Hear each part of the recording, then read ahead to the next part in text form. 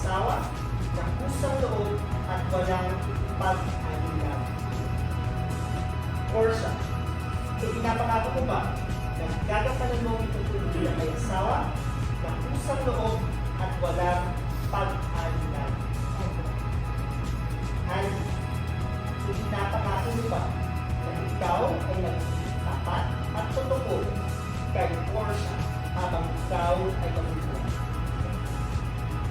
Portia, ipinapangako mo ba na ikaw ay magiging tapat at totoo kay Andy habang ikaw ay magulang? Andy, tinatanggap mo ba si Portia na makinig sa iyo at masin kabugayan sa hirap o sa ginawa, sa sakutan o sa kalusugan, ay mamahalin mo siya habang buhay? Napumila na. Portia, tinatanggap mo ba si Andy na maging kaisang bigil at maging kabiyak ng pusok sa habang buhay? Sa hirap o sa ginawa, sa sakit man o sa kalusugan, ay mamahalin mo siya habang buhay? Andy?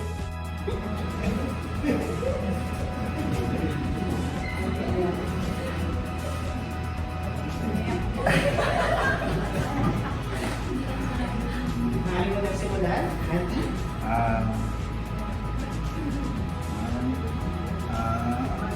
Hindi ako taong masalita. Alam naman ako, hindi ako sinasabi, pero alam naman namin ito ano lang ako, pero ang nasa lugar ko yung maging tapat ako sa ito at gagawin ko at makakaya.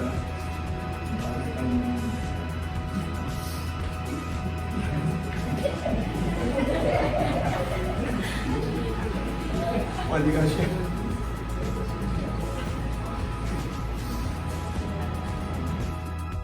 Susunod na sa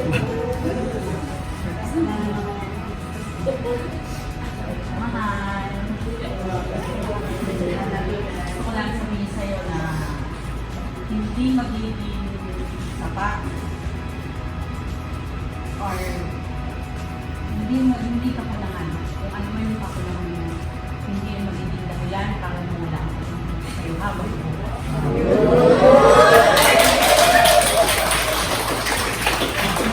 bawat araw, nakakita. nalimutan mo na miss ka, hindi sumuot. Marami kong sana tatandaan, may salita, marami.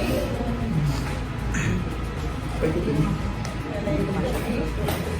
Tulungan na kita. Huwag ka mag-alala.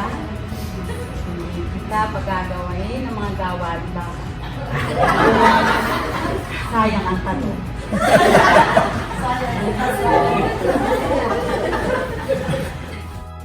Andy Belen Manalo at Portia Miraldo Sena ay now pronounced both of you as husband and wife.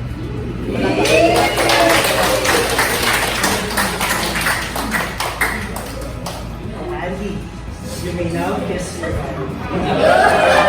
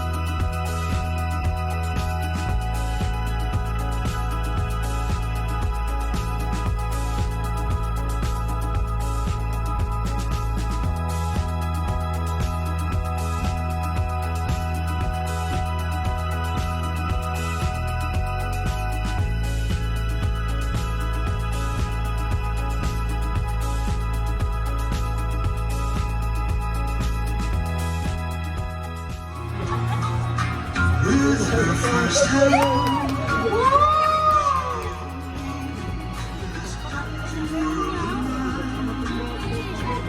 There'd never be another love try. She came into my life and made the living fine. She fills my heart. Palakpak po tayo ulit, guys! Kailangan support na po.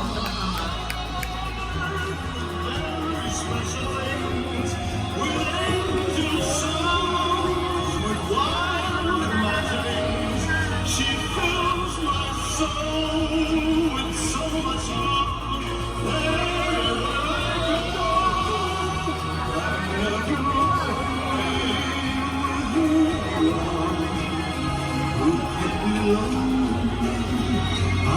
Alright, maraming salamat po, Tatay Manny.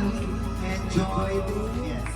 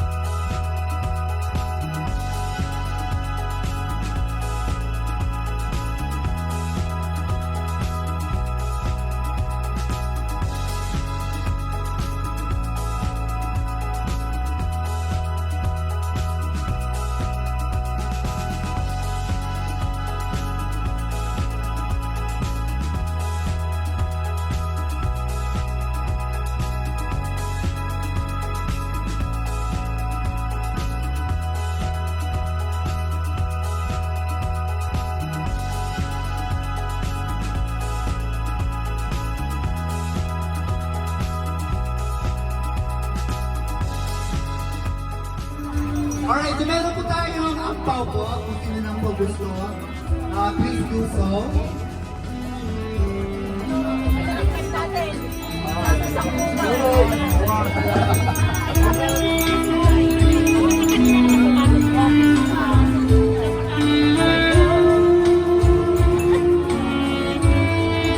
Ano po, ang ating ampaw po.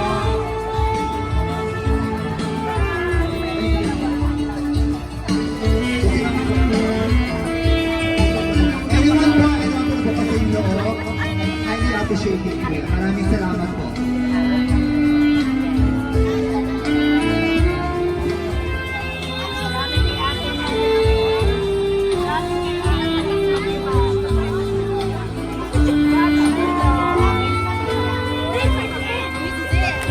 Alright, pasalamatan po natin ang ninang natin sa bigyan si magpapay.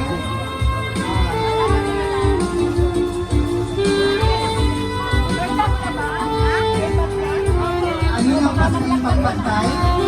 Pwede po tayo lumapit, ma'am. Bilang po support sa ating pamumukan. Alright, Ninang Joy.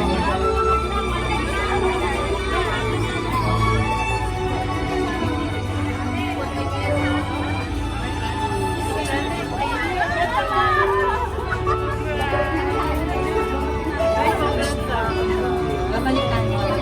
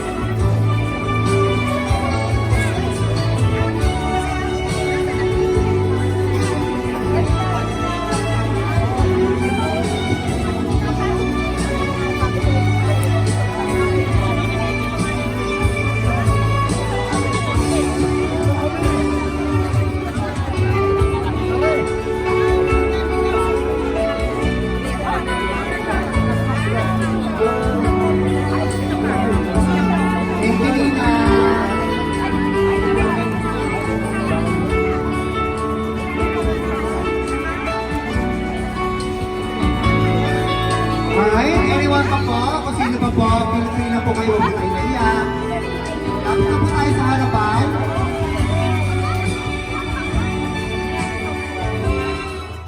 Yung guest yun.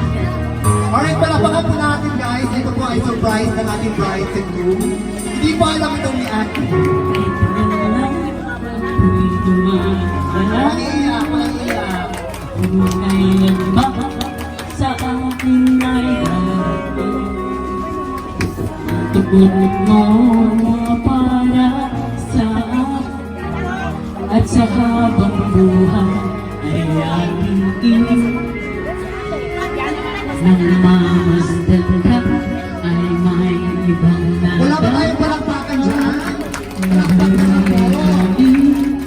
Ang isang pag-asa sabi ikaw at wala ng iba ang hinihintay ko makita ikaw sa buhat sa mga dalangin dininig ng langit ang aking paglalambing kahit ikaw at ngayon mag-ibig di na daan na ika'y mawala sa akin.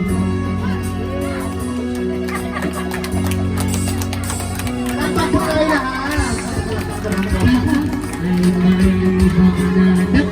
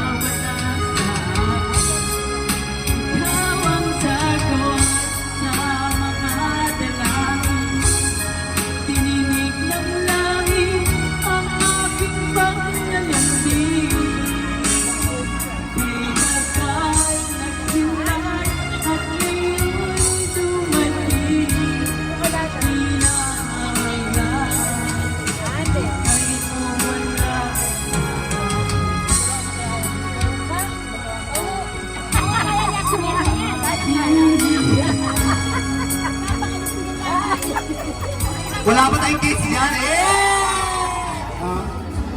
Ang sikreto po ng success, maging success marriage ay maging tapat sa isa't isa, lagi po kayong support each other, magkaroon ng respeto, at magkaroon po tayo ng tawad sa Diyos, sigurado po ang success ng inyong marriage.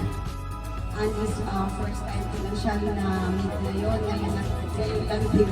So Joy, at this point, talagang at last, di ba, lagi ko siya sinasabihan kasi, Joy, wala pa ba? Kaya siguro sabi ko na, pinuha niya ako ninang kasi naalala niya ako dahil I'm always asking na kung meron na ba. Di ba? Ngayon, this is the right time, the right man for you. So, ang masasabi ko na lang ay additional na lang sa sinabi ni Judge. yun nga, sabi niya, di ba yung pagiging marriage, kailangan tapat, or sinabi nga nito. Pero ang additional ka na lang is tatlong bagay na lang. So, yung humility, trust, at saka love. So, yung kasi binasa ko po yung, kaya ko po yung actually practice ko to eh. And then, para lahat dito sa mga marriage couple. Kasi yung binasa ko po yung rules of a marriage, puro sabi magpakababa daw sa laging magkaintindihan, huwag matutulog kapag pag hindi nagkakaintindihan, huwag aalis, huwag babalik ng bahay pag isa lang naman po ang pinutukoy is humility. Kapag lahat po tayo ay magpapakumbabaan sa each other, tayo mag-asawa, dadating to lagi ang pagkakaunawa natin. And then yung trust. Ngayon yung trust ko is, ito po yung pinakamabigat na bagay. Lalo-lalo po ito nararamdaman, intuition po ito sa lahat ng mga babae. Kasi kapag nawala din po yung trust ng mga babae, doon po pumapasok lagi tayo nagkakaroon ng argument. Kaya sana, kung hindi bukod sa babae, kayo din mga lalaki, sana always trust din sa kay babae, kay wife. Kasi pag nandoon lagi ang, kagaya na sinabi niya na, Christ is always the center of your relationship. Kaya, doon po pumapasok ang trust na ibinibigay ng Diyos. At last is the love. The love is always, ito yung laging nagpapascribe sa atin eh. Pero huwag naman po masyadong obvious yung pagiging sweetness. Kasi minsan, sa sweetness, doon din po pumapasok ang pagsubok sa atin eh. Kaya, ano lang, minimal lang, kumbaga chill-chill lang tayo sa buhay. Yun namang naisip ko na yun ay hindi lang naman para sa inyo at sa lahat po ng couple yun. And of course, Andy, you always the good provider. Dami, no? Pasensya na, ha? Oo, the lover, the provider, and of course, the protector of the family. Enjoy, you are the helper. Hindi yung helper na lagi mo maglalabahin. Maglalaba ka din. Ha? Kung tutulungan kayo, you will always helper, you're a helper and a lover of course. And of course, siya yung lagi dapat ikaw ang magiging mag-provide sa kapangailangan ng mga family. Kasi yun na lang po, sana maging God bless you, both of you, na maging working relationship. At yun naman yung sa inyong pagdadala yun. Hindi sa ibang tao yung pwedeng kayo ang magdadala ng tao. God bless you.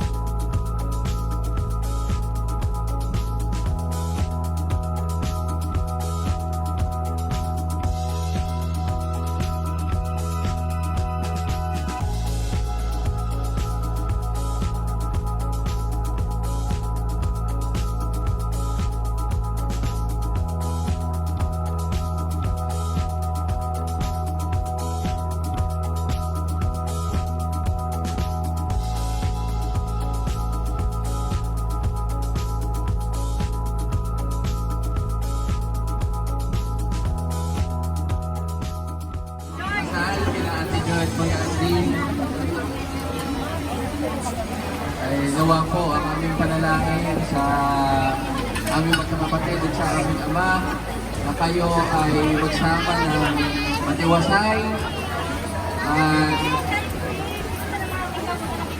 mga napakaganda nga daw po ng pagmamahalan ng mag-asawa. Yun po ating mga anak at ating mga magulang ay mahal natin dahil magulang natin sila. Yun naman ng ating anak ay mahal natin dahil anak natin sila. Kumbaga meron ng dugong na nananaitay, pero ang pagmamahalan daw ho ng mag-asawa ay kakaiba dahil sila ho ay stranger at wala ho connection sa dugo. Kaya ho hindi ho natin may tatanggi na talagang napaka-misteryoso ng ating buhay. At ang buhay may asawa ho ay talagang hindi lang ito para sa saya, kundi ho pati rin sa pagharap po sa ating mga problema. Nawa, Ate Joy, Kuya Alvin, hindi matapos ang inyong pagmamahalan. At kay Kuya Alvin naman, na busy, ay ibibili namin sa iyo at naging sa aming babae. apat na magkakapatid at ang tatay pa namin ay talaga nag-iisa yan simula nung kamatay ang aming ina. Ay kung ano man ang magiging pagkukulang niya ay sana iyong habaan pa ang iyong pasensya at ang aming payo din naman sa kanya ay kung ano man ang maging pagkukulang mo bilang may asawa, hindi talaga yung mawawala ay piliin lagi ang pagmamahalan. Ang aming dasal palagi ay ang inyong tiwasay na pagsasama at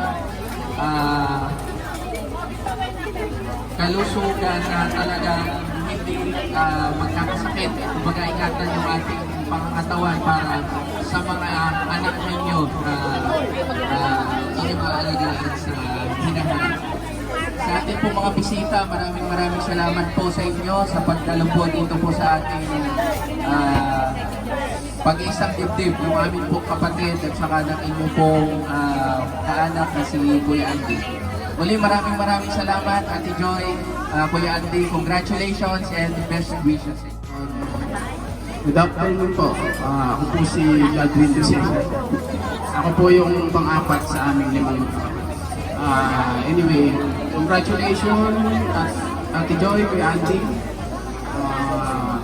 More blessings. And sana magkaroon pa rin ako ng pamangkin na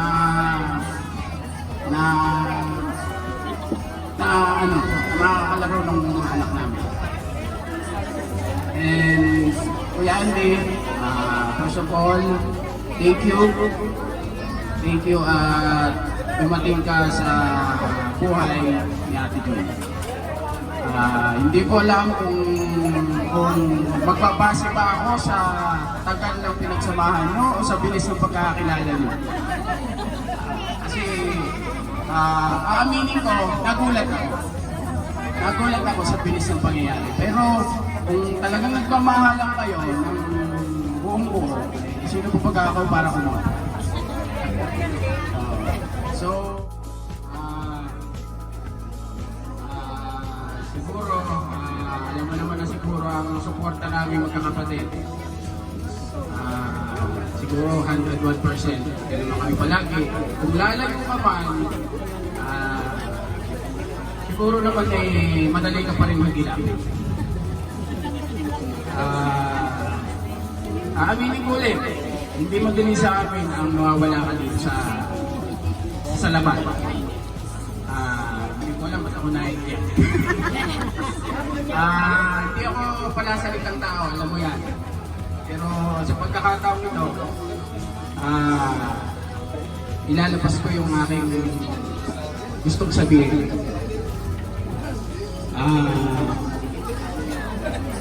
Sana ay tama ang pinili mong landas, daan. At ang pagkakataong ito ay sana ay totoo na.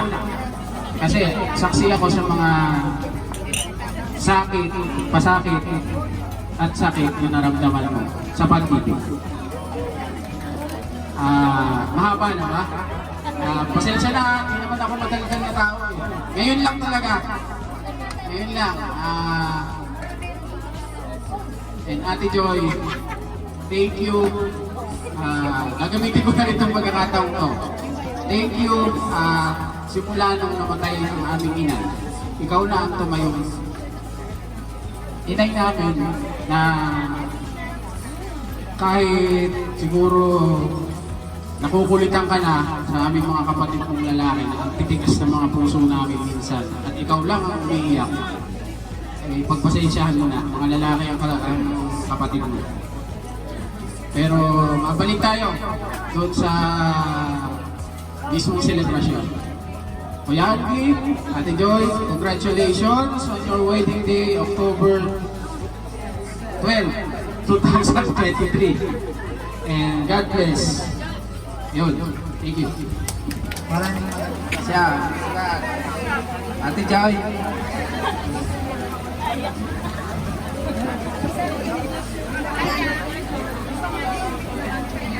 Ate Joy, I love you.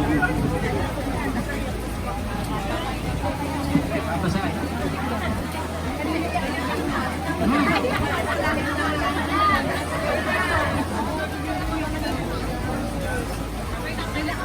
wishes sa inyo, Ate Joy, Kuya Andy.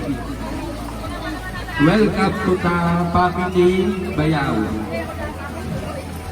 Basta mahalin nyo lang at laging unawain ang isa't isa. Nasa tamang edad na naman kayo at alam ko din naman na kaya nyong panindigan ang buhay may asawa. At dito lang kami lahat para sa inyo. Kuya Andy, Bayaw.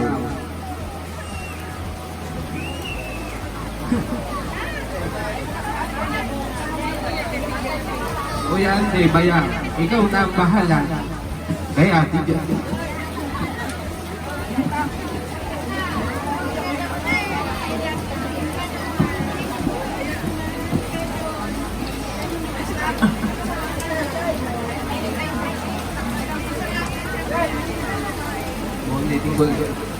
Kuya Andy, Bayaw, ikaw na ang bahala kay Ate Joy.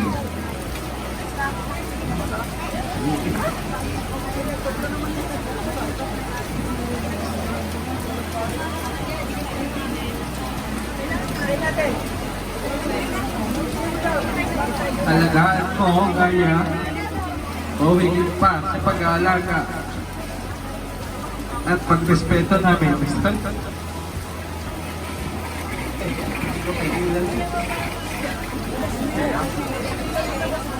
Congratulations ulit and best wishes sa inyo. Yan, tinapos ko na. Maraming salamat yung nakaya din. Maraming salamat. Lahat ng naririto ngayon. Maraming salamat po. Even though na maulan, nandiyan kayo. So, sana sama-sama tayong masaya sa araw na ito. Sana nagkaroon ng masayang pagtitipon ng bawat sa akin dito. So, usahin ko po doon sa kapatid ko at saka kay Bayaw. Una ay maraming salamat dahil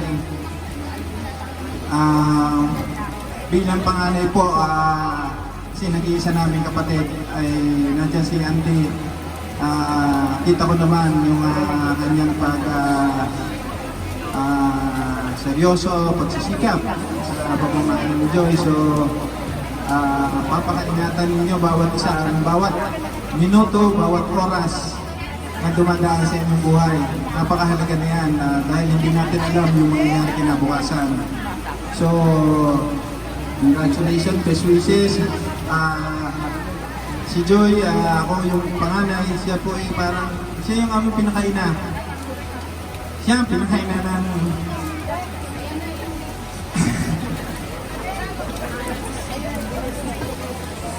simula nang nawala kasi yung mother namin, siya yung pinaka-mother na namin. Siya yung ako, panganay. Magtatanong ako, Joy, ano bang gagawin natin? Ano kailangan? At sa kanya ako nagtatanong, hindi ako ng advice. Kasi wala akong mother eh. Wala nga, ako na. So, may tiwala naman ako kay Andy, buo talaga kasi kilala na, kasama ko siya. At napabiro ko, pagpupunta siya dito. Game na, mag-umpisa na tayo. Tatawa lang yan. Alam ko naman hindi siya nag-inom. Ako naman, pero naintindihan ko siya. So, kaya pasalamat ako na kilala mo yung pinagdaanan namin ni Joy sa mga nauna, sa lahat ng pagsubok o problema na dumaan dito. Alam ko yung pangyayari. Saan kami nakarating. Sabi ko, samahan kita. Ano man yan, narito na nga kuya. So, you are one step behind and one text ahead. So, kaya na, congratulations, best wishes. Sana po tayong lahat na naririto ay tayo saksi ng kanilang pagmamahalan, ang kanilang pag-uumpisa sa panibagong yugto ng buhay bilang mag-asawa. Naway, tayo po ay bigyan natin ng magandang wish. Manalangin na sana mula sa oras nito hanggang sa dumating pa marapang panahon na sila ay intact at masarap ang pagmamahalan at nawa po ay mag-enjoy lahat kung naman meron dito. Pasensya na po kayo, mababati ng luha ng kuya nagmana lang sa mga ninuno. So muli, maraming salamat po Joey and Andy, congratulations.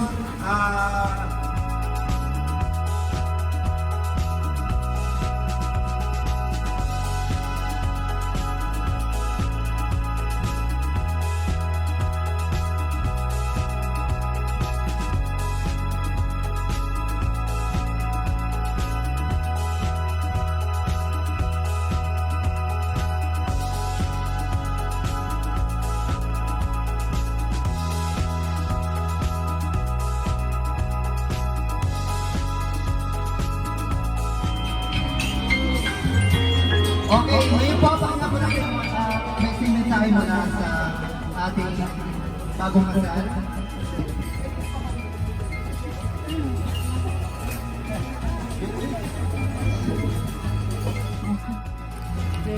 Thank you message. Pero mula po sa puso namin mag-asawa, maraming salamat po sa mga taong talagang kahit umuulan, talagang maputi, mamusak na dinig, ay talagang nagbigay ng oras. Kami po ay nagpapasalamat galing pa sa malalayong lugar sa taga-Tingloy, sa Caloocan, Valenzuela, Bulacan. Maraming salamat po sa family ng aking asawa. Gayon din po sa family ko din po, sa side ng father ko po na talagang tumawid po sa dagat. Ilang dagat ang tinawid.